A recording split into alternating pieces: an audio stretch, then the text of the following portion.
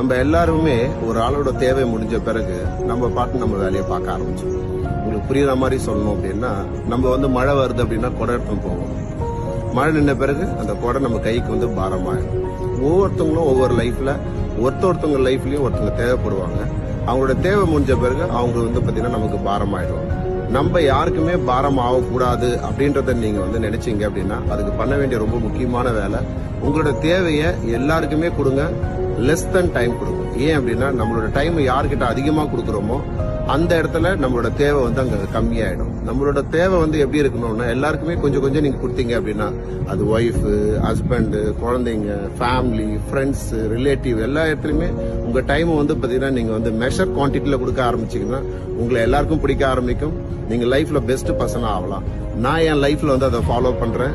நான் இன்னைக்கு பாத்தீங்கன்னா பெஸ்ட் ஆஃப் த பெஸ்டா நான் இருக்கேன். நீங்களும் ஆகணும்னு நினைச்சீங்க அப்படின்னா